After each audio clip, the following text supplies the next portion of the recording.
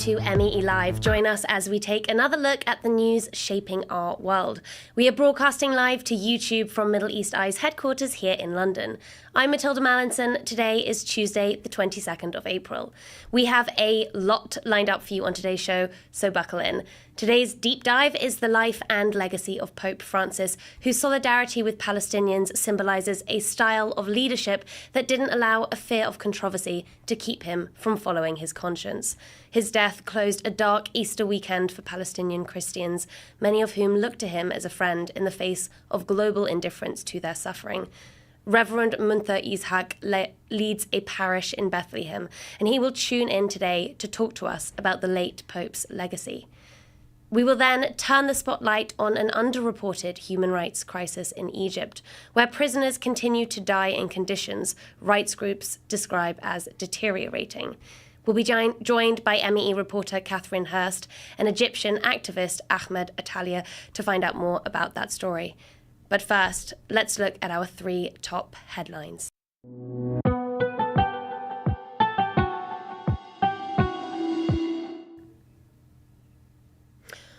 World leaders will fly to Vatican City this weekend to attend the funeral of Pope Francis as heartfelt tributes pour in from around the world for a religious leader described as a man of the people.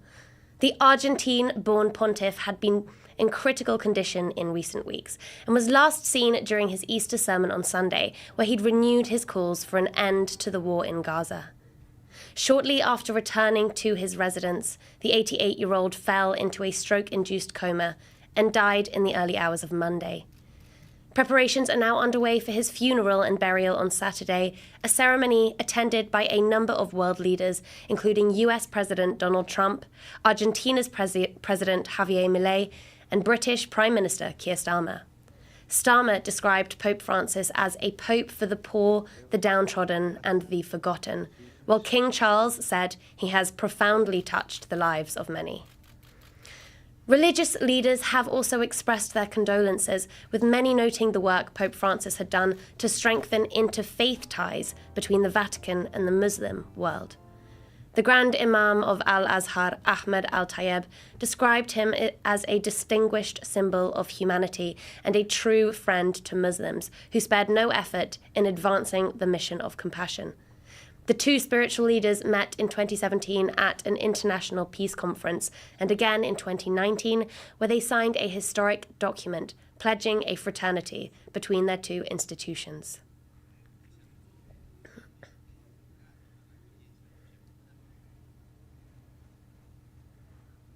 US and Iranian experts will meet in Oman on Wednesday for technical discussions over a high-stakes nuclear deal that aims to prevent a regional military escalation.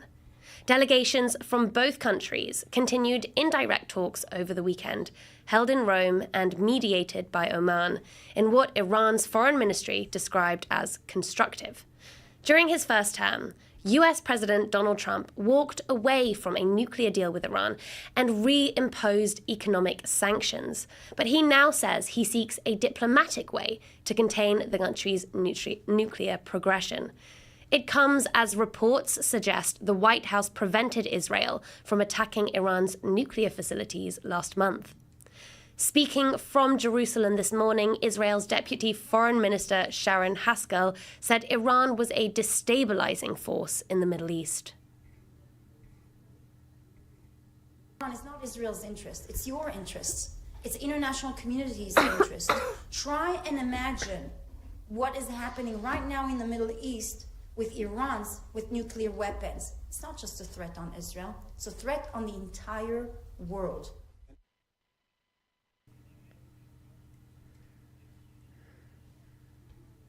And finally, it's been 1 year since the US university encampment movement for Gaza kicked off on the lawns of Columbia University, spreading to hundreds of campuses around the world.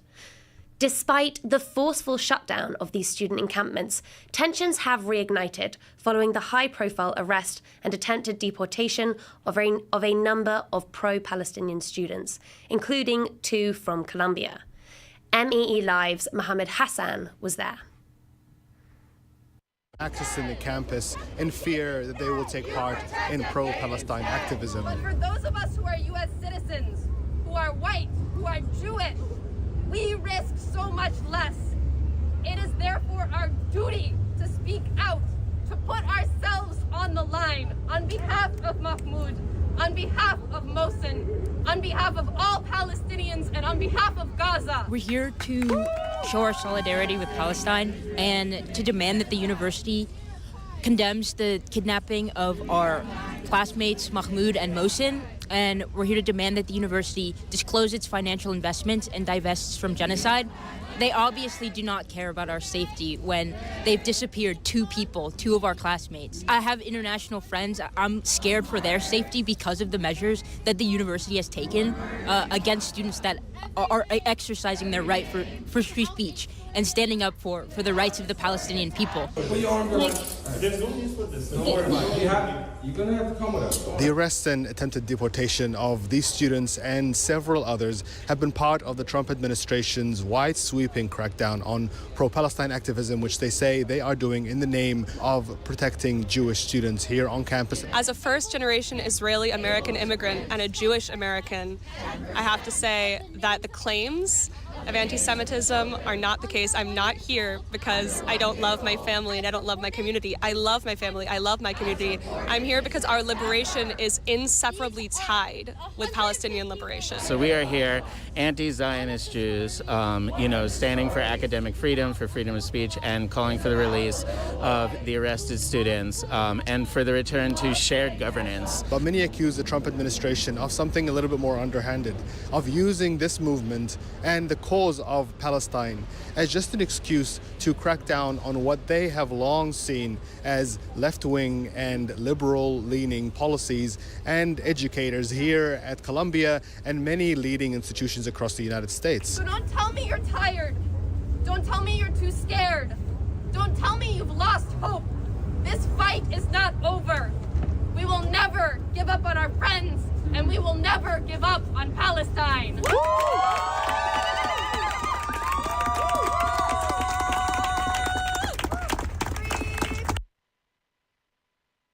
Was Mohammed Hassan reporting from the campus of Columbia in New York.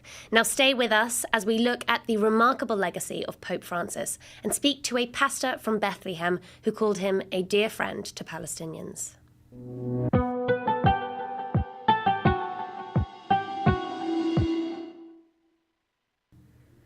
This is MEE's Deep Dive, where we dive into a story shaking up the world, and there is no doubt that the death of Pope Francis this Easter Monday has done that. Being Pope in the 21st century is not easy. Once one of the world's most powerful leaders, a pope today plays the tricky role of being a religious state leader following the formal separation of church and state across most of the Christian world. He is also tasked with preserving Catholic history while persuading new generations of the relevance of an institution that sees women like myself, who make up its majority share, as unsuitable to run for or elect its leader.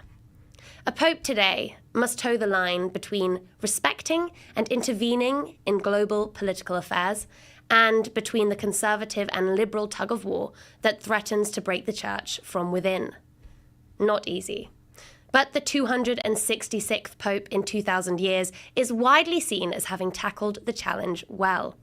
Pope Francis scored record approval ratings among under-30s and oversaw a rise in the global Catholic population. This involved substantial diversification as Pope Francis focused attention in the global south. He also diversified the College of Cardinals, the leading rank of priests who will elect his successor from among their own ranks. The Argentinian Pope has not just changed the demographic makeup of the church. He ushered in reforms that marked to many the modernization of a stubbornly traditional institution. He partially embraced LGBTQ+ people, condemned climate change, apologized for the church's colonial past, criticized anti-migrant politics, and stood fast with the people of Palestine. Needless to say, such actions often threw him in the firing line. Throughout the ongoing war in Gaza, Pope Francis held near nightly calls with the enclave's Christian community. In his final Easter sermon, he called for a ceasefire. And seen here, during a visit to Israel, he made global headlines with an unscheduled stop at the concrete wall between Bethlehem and Jerusalem, where he made a silent prayer. The Vatican leader particularly fractured relations with Israel when he wrote these words in November. According to some experts, what is happening in Gaza has the characteristics of a genocide. It should be carefully investigated. For Palestinian Christians, the Pope's death marked the end of an Easter weekend tarnished by airstrikes in Gaza, settler violence in the West Bank, and the barring of worshippers from East Jerusalem's Church of the Holy Sepulchre.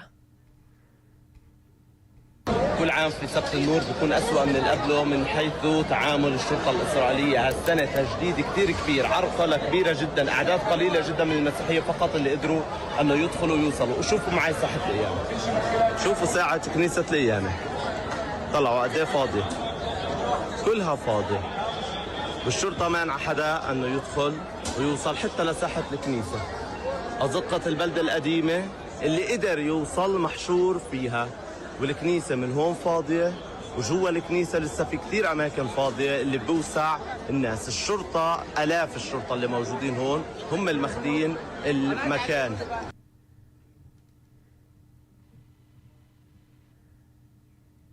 One of the men tasked with guiding Palestinian Christians through these troubled times is joining us from Bethlehem now. Reverend Munta Ishak, thank you for being here. On the news of Pope Francis's death, you wrote this on X. Palestinian and Palestinian Christians in particular have lost a dear friend today. Why was he such a friend to Palestinians in your eyes? Yes, the loss of Pope Francis is a great loss, not just to all Christians, I would argue, but to all of humanity. He was a very beautiful soul, a genuine faith leader. To us Palestinians, I think what we will remember him for is that he saw through our pain and suffering.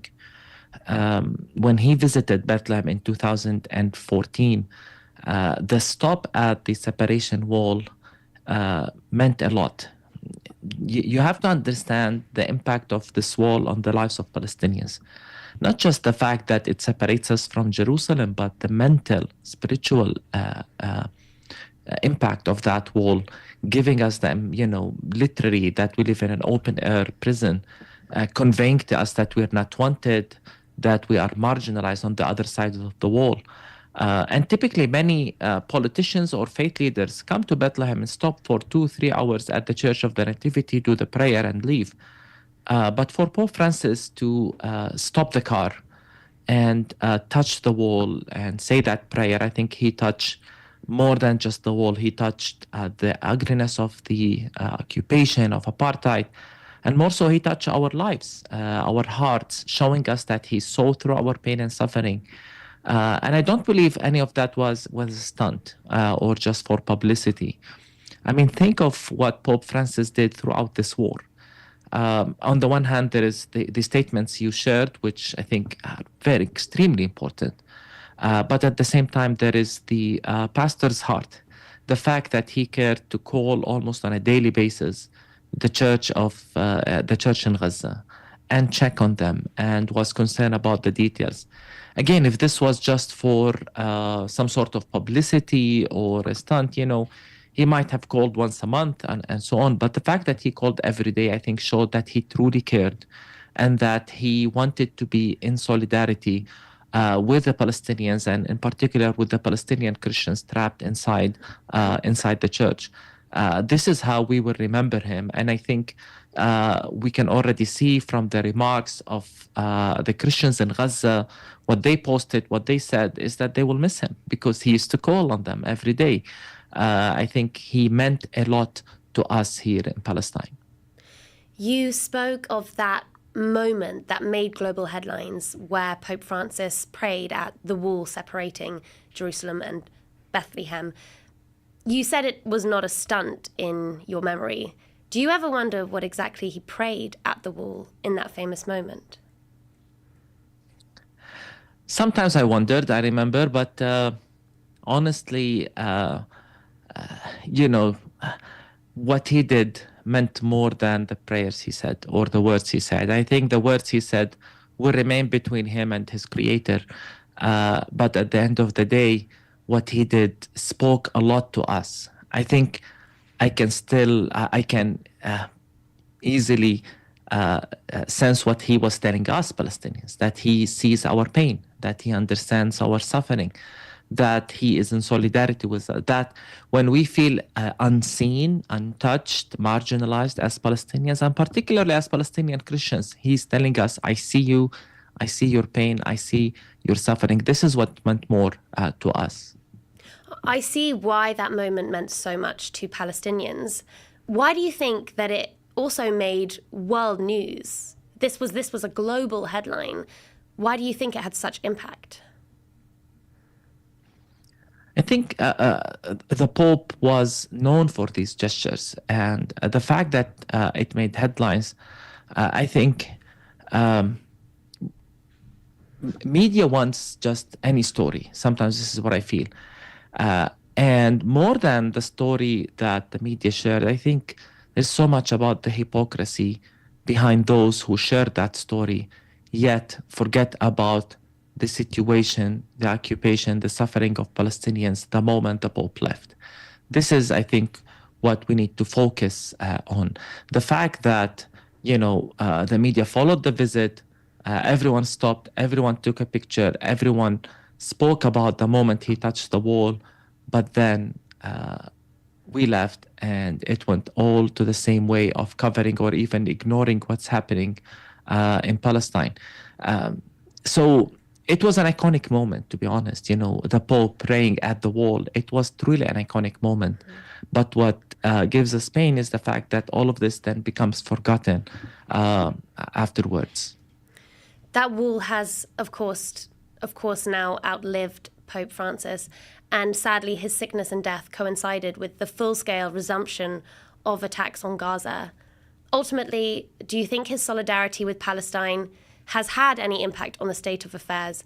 Or given his final calls have been for a ceasefire, do you hope that they will in the wake of his death? Well, let me say two things. First, we will hear today, tomorrow, the coming week, words of tribute for Pope Francis from world leaders, from politicians.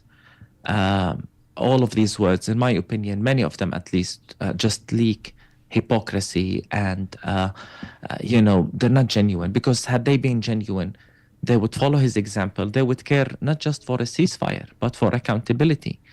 The quote you read from a book that he wrote, whether, that there needs to be an investigation, whether there needs to be whether the actions of Israel, the crimes of Israel amount to a genocide or not, in my opinion, are extremely important. But now everyone will pay tribute to Pope Francis and then put these words aside and put the fact that he said this is cruelty, this is terror, mentioning that experts saw in it as acts of genocide, and everyone will just forget that.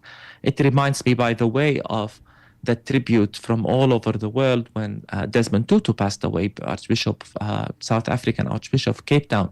The same thing, words of tribute. No one cared that he called the situation here as apartheid. And so this is what will, as I said, we will hear these words of tribute, but they will be leaking from hypocrisy.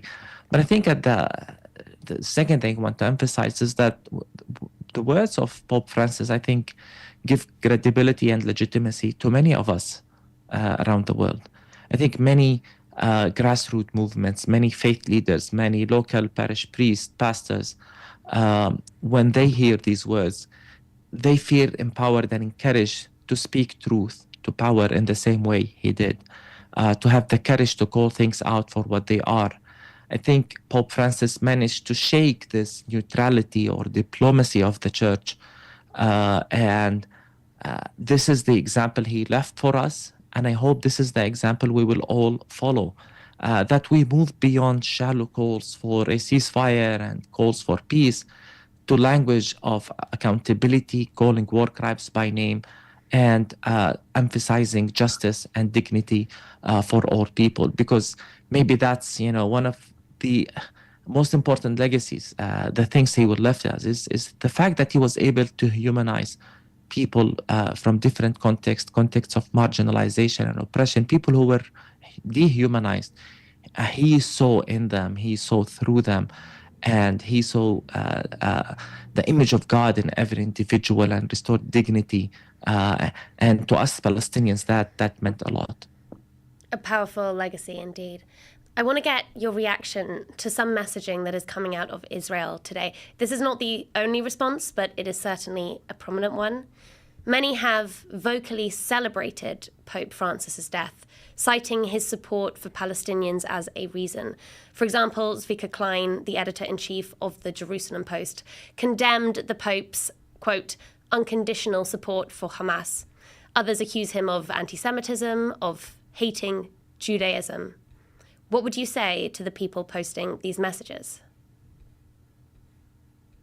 It's shameful, truly shameful, especially given the life of Pope Francis and the effort, the investment he put to building bridges, to bringing people from different faiths together.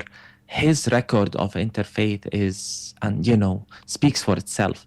It's really shameful that accusations of anti-Semitism continue to be weaponized, even in an attempt, and no one can dare to do so, tarnish the reputation of a great man like Pope Francis. I think this is all part of the discourse of the Zionists to cast any solidarity with Palestinians as anti-Semitic. And the Pope was actually very genuine in his calls for the release of all the hostages. Again, he's not for one people group against the other. He's for humanity, he's for justice, and he's against war. And he clearly understood that war does not bring any results. It's only make things worse. Killing children is not the way forward. And so it's really sad and shameful that we hear such remarks about the legacy of a great man who genuinely cared for peace and wanted the well-being of all people living in this land. I also find it difficult to read some of these comments. And, you spoke about how this was a pope who managed to humanize the most marginalized groups. I personally attended his sermon at the Vatican 12 years ago, his first ever sermon. And I remember this feeling that this was a new dawn for the faith. Now, of course, there's a new election. It's another crossroads for the church. And many are scared that the next pope won't share Pope Francis's reforms, his progressive views, his solidarity with minoritized groups, including the people of Palestine. Is this a concern that you share? I think it's not appropriate to say this now. It's let's pray. Let's pray with the Catholic Church, accompany them in their prayer so that God leads this moment and this process, that they choose the right person to lead the church in the coming years. It's a very difficult times we live in as a humanity. And honestly, I think what's really more important than all of this is that we all follow in his footsteps. We shouldn't just wait for the next pope or for the next archbishop to do so, when the example Pope Francis left us is an example that we can all follow. We can all walk in his footsteps, each in our own context. I think this concept of God's solidarity with the poor, with the marginalized, something, we try to embody in our ministry as churches here in Palestine, I think should be the path forward. And recognizing, by the way, that Christianity today has become more than ever a global South phenomena, and faith leaders, Christian leaders from the global South, truly understand this element as a core element of what it means to be a Christian. To follow Jesus is to care for the poor, for the marginalized, to feed the hungry, to visit the prisoners, to defend the oppressed. And whether, rather than focusing on who's going to be the next pope, let's just pray. But more importantly, let's all follow in that example, and let's make sure that this becomes the characteristics of, our faith as Christians, wherever it exists. This news comes after a difficult weekend in Palestine for Christians. We've seen attacks on Christians in the West Bank by settlers. We've also seen worshippers being barred from accessing the holy site in Jerusalem. Is there anything that you wanted to say to those events? Well, this Easter, in terms of Israel's actions in the old city of Jerusalem, it's been the worst, or worse than ever, in terms of limiting the number of worshippers who were able to enter the Church of the Holy Sepulchre to attend the very important Holy Saturday, Saturday of Light, Sabt Nur celebration. It was really challenging, difficult to get to the church. And it's really hard to understand this oppression, this violence against people who just wanted to go to church. And as I said, this has been the worst year. So it seems that it's getting worse every year. In my opinion, the goal is clear, to emphasize that Israel, they want to strengthen their control over the old city of Jerusalem, including the holy sites. Let's remember, whenever we speak on this issue, that East Jerusalem is occupied by the international law. We should not just accept the annexation of East Jerusalem as a status quo. And at the same time, it's all an element maybe to limit Christian celebrations or festivals or feasts in Jerusalem to small events attended by few international monks, maybe, without the presence of the indigenous local community. I think this is the plan. Clearly, this is the plan, so that to give Jerusalem only and exclusively a Jewish identity, rather than what we all hope for is Jerusalem to be a city shared by 3 religions and 2 peoples, in equality, in respect for one another, and in justice and dignity. And so the fact that whether it's Muslims trying to go to Al-Aqsa Mosque or Christians trying to go to pray on a Holy Saturday, what Israel is doing is really despicable. And I hope the world pays attention. It's a limit to our freedom. And Matala, I hope you understand. I'm not talking about that they prevented people from Bethlehem or Ramallah to go to Jerusalem. Well, we can't go anyway to Jerusalem. You know this. We need a special permit from the military. It's never easy to get. We shouldn't need a permit to go to Jerusalem. Jerusalem is our land. It's a twin city, for example, of Bethlehem.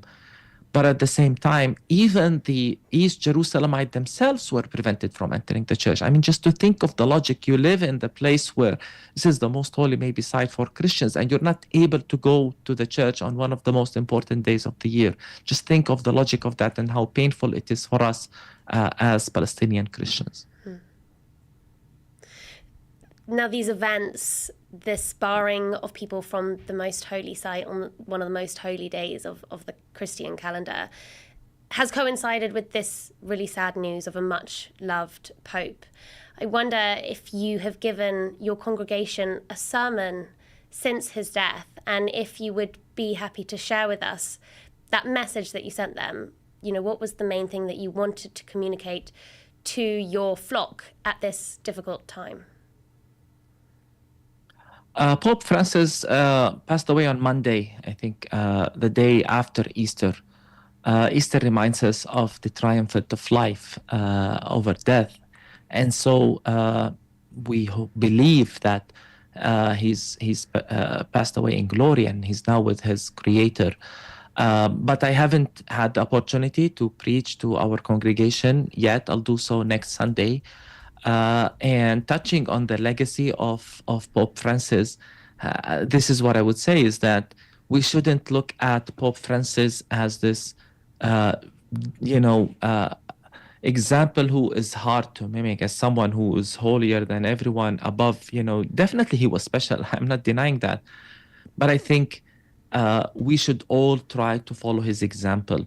I think if we truly loved and were touched by the legacy of Pope Francis, by his ministry, by his teaching, by his preaching, by what he embodied, I think it's a calling to all of us, as I said, to care for our neighbors, to think of those marginalized, maybe in our neighborhood, maybe in our city, maybe in our family, to think of how can we bring a touch of compassion, be an instrument of God towards love, towards peace. This is the example of Jesus, and I think Pope Francis, a Jesuit, embodied true discipleship. By that, I mean he was a disciple of Jesus. He tried to follow Jesus's teachings. And I think this is the example that we should all think of when we think of the legacy of Pope Francis, rather than making him like this faraway image of someone that no one can touch. I hope we bring him down to earth to think, imagine a world in which faith leaders or regular believers follow in the footsteps of Pope Francis. Let's imagine what our world will look like. Reverend Muntha Ishaq, thank you for sharing those words with us and for joining us today. Thank you for having me. Now, it is not just on the question of Gaza that Pope Francis had an impact. Migration was another major topic, and it comes at a time when there is a rise in refugees worldwide and also a parallel rise in anti-migrant sentiment in the world's wealthiest countries. In particular, of course, the US. One of Pope Francis's final meetings was with US Vice President and Catholic convert J.D. Vance, a man whose hostile immigration policies the Pope has firmly condemned. Pope Francis's staunch support of Palestinians and refugees embodies the leadership of a man who put considerations of conscience before those of controversy. It is captured in his final public sermon, delivered on Easter Sunday by Archbishop Diego Ravelli, who read his words to crowds gathered at the Vatican. Così come a tutto il popolo israeliano e a tutto il popolo palestinese. Preoccupa il crescente clima di antisemitismo che si va diffondendo in tutto il mondo. In pari tempo il mio pensiero va alla popolazione e in modo particolare alla comunità cristiana di Gaza, dove il terribile conflitto continua a generare morte e distruzione e a provocare una drammatica e ignobile situazione umanitaria. Faccio appello ai belligeranti: cessate il fuoco, si liberino gli ostaggi, si presti aiuto alla gente che ha fame e aspira ad un futuro di pace. Preghiamo per le comunità cristiane in Libano e in Siria, che mentre quest'ultimo paese sperimenta un passaggio delicato della sua storia, ambiscono alla stabilità e alla partecipazione alle sorti delle rispettive nazioni. Esorto tutta la Chiesa ad accompagnare con l'attenzione e con la preghiera i cristiani dell'amato Medio Oriente. Un pensiero speciale rivolgo anche al popolo dello Yemen, che sta vivendo una delle peggiori crisi umanitarie prolungate del mondo a causa della guerra. E invito tutti a trovare soluzioni attraverso un dialogo costruttivo. Cristo risorto e fonda il dono pasquale della pace sulla martoriata Ucraina e incoraggi tutti gli attori coinvolti a proseguire gli svolti volti a raggiungere una pace giusta e duratura, così come tutto il popolo.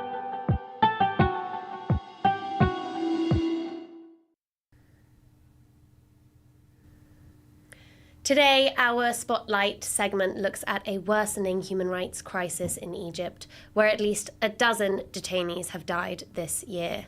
So reports Middle East Eye journalist Catherine Hurst in a story out today. Catherine is here with us to shed some light. Welcome, Catherine. Hello. So 13 deaths due to medical negligence, ill treatment and suicide in just the first few months of 2025. These were the findings you report from the Egyptian Commission for Rights and Freedoms. Why are we seeing so many detainee deaths? Yeah, so the numbers are slightly unclear, as in a lot of these cases. So it could be around a dozen. Some are reporting 11, some are reporting 13. It seems in the majority of these cases, they're reporting the cause of medical negligence. But again, that is hard to assess because there is such a lack of transparency around these figures and this data. In terms of the why this is happening, we are seeing a crisis under President Abdel Fattah al-Sisi, which involves rapidly deteriorating detention conditions and an explosion in prison numbers, the number of detainees. So that leads to dangerous overcrowding and abuses in those conditions. What exactly is it that we're looking at here? What are the circumstances surrounding these deaths, and how much evidence is there to link them directly to the conditions of imprisonment? So in recent weeks, 4 have died, and that includes, so reportedly due to medical negligence. So I'm citing like watchdogs and rights groups who are saying this is the case. In a lot of the cases, the men are over a particular age and had particular health conditions, so we can conclude from that there was medical negligence involved. They could have died of natural causes. We won't be entirely sure, but rights groups are saying medical negligence has played a big role. Out of the cases in the last few weeks, there's 26-year-old Mahmoud Assad, who died in custody at a police station in Cairo. The police initially denied his death, but later said he had died due to a fight with other detainees. But relatives said that his body bore visible signs of torture. So we could conclude from that he was tortured to death, we just don't know. Another case was Mohammed Hassan Halal, who died of a fatal brain hemorrhage in custody. So he arrived at hospital unconscious. So we could also conclude from that medical negligence was involved.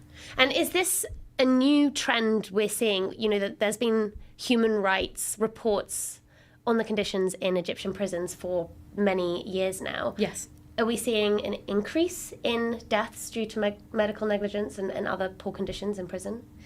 In the last few years, the numbers are pretty consistent from what I can understand, but as I mentioned before, there is a real issue with lack of transparency. So I would say from the rights activists that I spoke to, they say that the numbers haven't changed significantly. I'm talking in kind of like the last couple of years. However, it could be likely to increase. And detention conditions are definitely deteriorating. The other thing to bear in mind is that this is an ageing prison population. So there are people who are, in their 60s, 70s being denied treatment, so we're likely to see more deaths soon. So an ageing prison population, a growing prison population? Yes, absolutely. And deteriorating conditions in those prisons. This could be a recipe for a worsening situation. Yes, so under the CC, I believe we don't have concrete numbers on this because he has repeatedly refused to release accurate figures, but it's estimated that some 120,000 prisoners are in Egyptian prisons, but that was back in, I think, 2020, and the prison system has capacity for 55,000, so you can imagine the situation. Now, I know that you've had some difficulty reporting on this story and had to push it back a couple of times. What are the main obstacles you face when reporting on this situation? So I mentioned this a few times, but lack of clarity on facts and numbers. So I'm relying very much on very brave rights activists and groups, often based in the diaspora. And a lot of it is anecdotal. So a lot of these pieces of information are recorded on social media, on Facebook posts. You're kind of piecing together bits of information, and they change all the time. So it's not an easy thing to report on. And you also have to be wary of speaking to activists in the country who might have security concerns. So there's lots of fear surrounding this issue. Absolutely. Well, thank you for bringing it to light. You can read Catherine's full report on the website. Now we will post a link in the show description. Catherine Hurst, thank you. Thank you. Now, last week, Middle East Eye reported on a protest in Manchester where members of the Egyptian diaspora demanded the release of political detainees held in Egyptian prisons, including British dual national and world-famous activist Alaa Abdel Al-Fattah, who has just fallen ill after marking the 50th day of his hunger strike.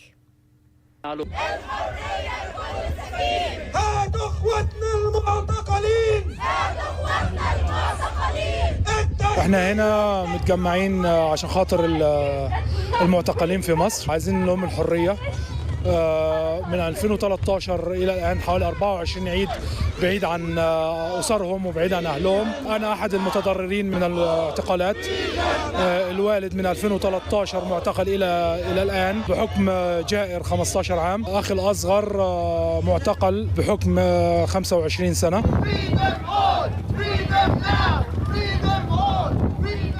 الرسالة الثانية بنوصلها للبي بي سي اللي احنا واقفين قدامها حاليا، بنقول لهم ان في مصر صدنايات تستحق الحديث عنها، صدنايات لا تقل بشاعة ابدا عن صدنايا التي رأيناها في سجون بشار الأسد. حرية حرية حرية حرية حرية حرية.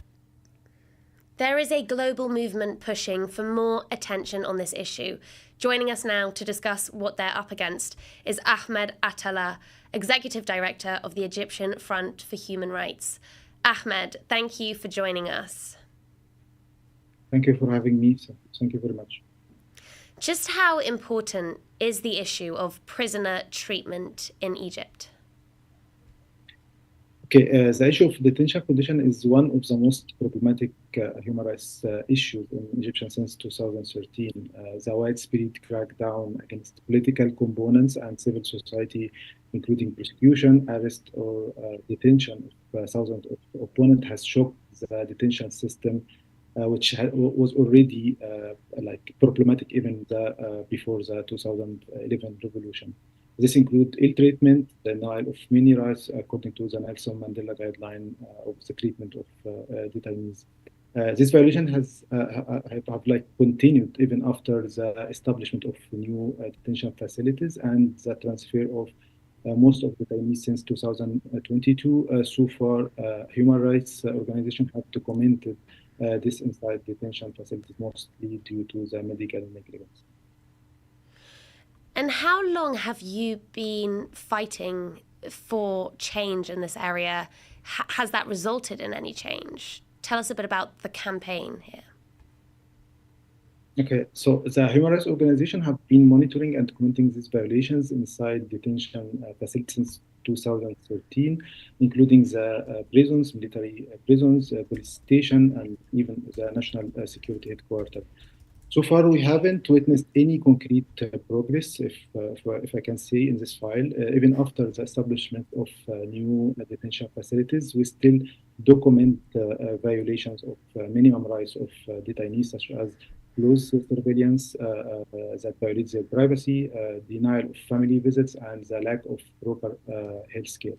The authorities transferred detainees to new buildings. This is what happened, but with the same officers and with the same punishment philosophy. There are some famous names among these prisoners I mentioned in the introduction, Alaa Abdel Al-Fattah, but beyond them, just how widespread is the issue? How many people do you think are being held in conditions like this? Yeah, so despite the lack of transparency from the government side, a lot of statistics from Egyptian and international organizations indicate that there are around thousands of detainees, whether in pretrial detention or convicted in politically motivated cases, who face several kinds of violations. We have documented also that the criminal detainees face the similar violations, in addition to other sometimes completely inhuman violations. Now, scenes came out of Syria after the fall of Assad, and this was the notorious prison Sednaya. Are we seeing similar signs in Egypt. What exactly do we know about the conditions in these prisons when there's so little transparency? And is there a risk of a discovery coming out like what came out in Syria? Yeah. So we document several patterns of violations, such as ill treatment, denial of family visit, denial of education, solitary confinement, and medical negligence, even for the elderly detainees. In the new detention facilities, they also keep the lights on in the cells 24 hours, and each cell has cameras. In contrast, these conditions actually forced several detainees to start a hunger strike against what happened to them, and some of them actually attempted suicide. So in contrast of these acts, the prison officers also responded with punishment and transferring some of the detainees and leaders to other prisons, and or sometimes detaining them in solitary confinement. So we learn about detention conditions through the former detainees, documenting with them, and also with the detainees' families and their lawyers. So. Now, footage you were seeing on the right there showed the discovery of the prison in Sedna in Syria, which activists have likened to the situation in Egypt that we're talking about today. It's not just the conditions inside prisons, however, that activists have flagged, also the causes of imprisonment. Political prisoners, people held under administrative detention. What is the judicial process like by which many of these people are ending up in these prisons? Yeah. In Egypt, once you are arrested, if you are not forcibly disappeared, you will appear before the prosecution to investigate your case. If you are accused, you will be placed in the pre-trial detention, sometimes for up to 5 years, which happens sometimes.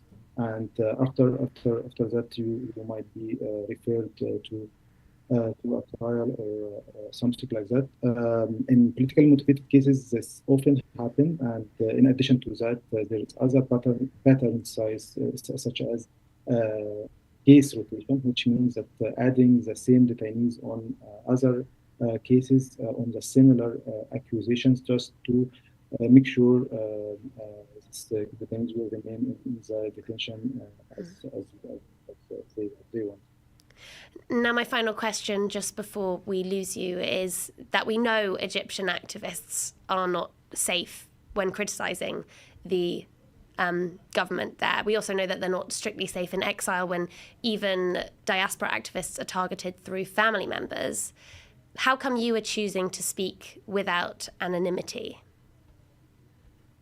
Okay, so of course we face threats due to our ongoing activism, but I believe that we as Egyptian human rights defenders abroad, we have kind of commitment to defend and raise victims' voices who are cannot speak loudly. Well, thank you for sharing your insights with us today, Ahmed Attallah. You can read the full report by Catherine Hurst on MiddleEastEye.net. We'll post a link to the article in the description below. For today, that is all we have time for. But before we lose you, we want to hear from you. Please send in your thoughts and questions to @MiddleEastEye on any social media platform, or email MEELive@MiddleEastEye.net. We will be here at 5 p.m. BST, noon Eastern Time, and in New York, every Tuesday and every Thursday. See you then.